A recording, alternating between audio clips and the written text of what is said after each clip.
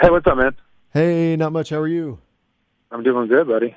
All right. I'm in the studio now. Got a few questions lined out for you, and I think we can knock this out pretty quickly. Okay, So, sounds good, man. I appreciate you doing this. hey, no problem, man. I'm grateful to be doing it. So, let's see here. So, I've got Kenny Deforest on the line. He performed at the Blue Room Comedy Club last night, and he's got a spot at the Mystery Hour tonight, and he'll also be performing at the Blue Room tonight. What's going on, Kenny? Not much, buddy. Thanks for having me on. I appreciate it. No problem. So you come back to perform at the Blue Room basically every Thanksgiving. How many years is this for you now? Oh, man. This is probably year 4 or 5, Okay. I would say, maybe even 6. Man, it's been a long time. I know that you came on the scene right around when the Blue Room was really cutting its teeth, right? And even the Mystery Hour, for that matter. Yeah, absolutely. Yeah, I started out here probably 2007 or so, Okay. and took off for Chicago, and it's been fun to watch the comedy scene here grow from afar, and it's really turned into something great.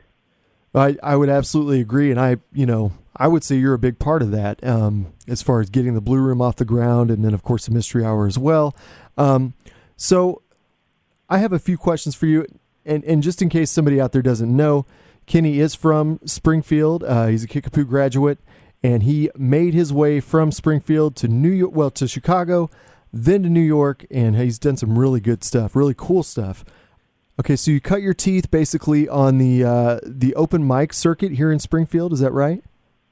Yeah, my first ever set was at the Outland at their music open mic, and so I would do that from time to time. And the old Snorty Horse Saloon, I would do shows up there on a fun rowdy night up there at the Budget Lodge on what is that, I-44 and Glenstone. Yeah, so, yeah, man. That's where Way back. what There's used to be also the Funny the Bone? Electric Cowboy, if you remember that place. They used to have a Comedy Zone stand-up room. I did some sets there, too. So, yeah, back in the day. Wow, and you moved up your ranks. So a question I personally want to know, but I think a lot of other people do too, because not a lot of people have done or do what you do, but was there a defining moment when you knew, I want to be a comedian and I can be successful at this. I'm going to get out of Springfield and try this out? Man, I would say it was really a lot of moments. I really have kind of wanted to do it my whole life, and I never thought it was really a plausible option. And so it was just kind of always a silly thing I would think about. But I was writing down jokes in a little notebook all the way back to high school. And, I emceed our assemblies in high school and just kind of always liked being in that situation. And I've always loved jokes and stand-up. And then, in college, I finally gave it a shot and really just fell in love with it right away. And, I developed this thought that really, if I don't at least try it, the curiosity of what could have been will eat me alive. And so I said, you know what, I'm going to give it a real shot and see if there's a chance of making it happen. And if not, we'll reassess and do something else. But so far, no looking back. Well, obviously you made the right choice, and you've done a lot of cool things up to this point. Just watched a clip of you on James Corden. Very funny. Is that the kind of stuff that you're going to be performing at the Blue Room? Well, I mean, definitely that it will be original material and hopefully thoughtful. That's what I go for. I live in my head, so I might as well share it with you guys, But I won't be doing that particular joke. But if anyone listening wants to know kind of my style or a little taste, check me out on my Late Night with Seth Meyers and my Late Late with James Corden sets are on YouTube, and that'll at least give you a little taste. And it's jokes that I won't be performing tonight. So you're gonna be trying some new stuff out on us? Got a new set list going, or mixture of a it'll little be a old and blend new? of.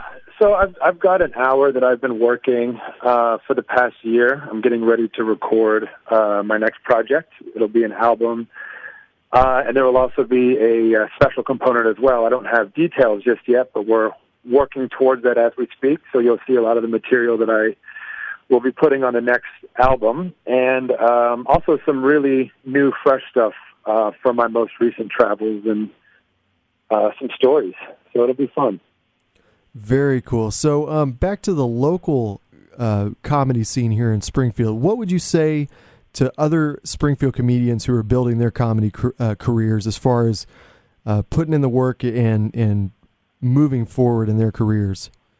Man, it's really just about getting up as much as humanly possible. And if there's a stage with a microphone, you should be willing to get on it as often as they'll have you, man, because stand-up comedy is one of those really unique things where you need an audience to practice. You can't just sit in your room and teach yourself stand-up the way you can, like guitar or piano, or, you can't just take stand-up lessons and go spend 2 or 3 hours running jokes by a teacher. You need an audience, and you need to feel what it's like to face an audience, and you need to learn how to read the audience, and you can't do that without the audience. So if there's a mic and a stage and they'll let you on it, you got to go for it. I'm here with Kenny Deforest, and he'll be interviewed tonight at the Mystery Hour and performing 2 shows at the Blue Room Comedy Club in Billiards. You just don't take a break, do you? No, man, we got to keep moving, We're like sharks that way. And I probably already said that, but who cares? We'll say it again. But no, you got to take the work, and I want to make it work, and they assured me we could, so that's what we're going to do. So come see me at the Mystery Hour, and if you're at the Mystery Hour, the 9:15 show at the Blue Room will be really easy for you to make both. And if you're not able to make the Mystery Hour, I'll be at the Blue Room at 7 p.m. as well.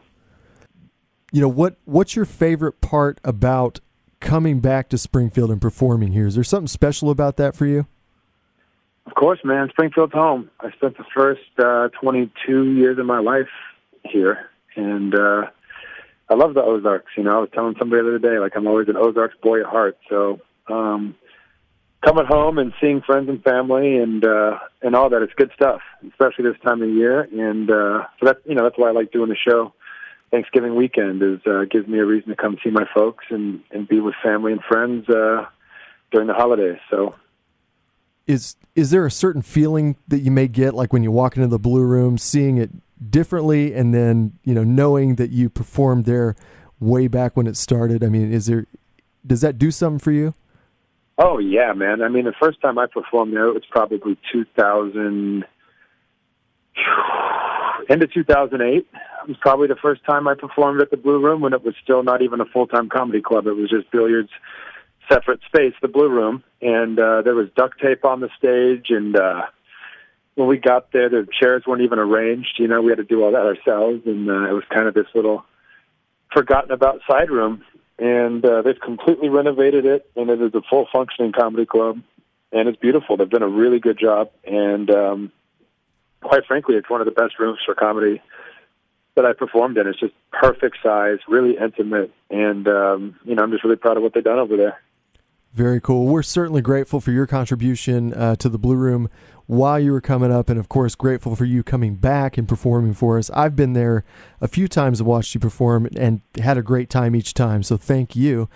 And thank you for doing the interview, man. I really appreciate it, and looking forward to being at the show and checking you out, and I hope everybody else is too. And have a great rest of your Thanksgiving weekend. Hey, man, thank you so much. I appreciate you taking the time to do this and for coming to shows, and I appreciate everybody's support, man. So thanks again, and have a great weekend yourself. All right, Kenny, thank you, man. All right, buddy. Talk to you soon.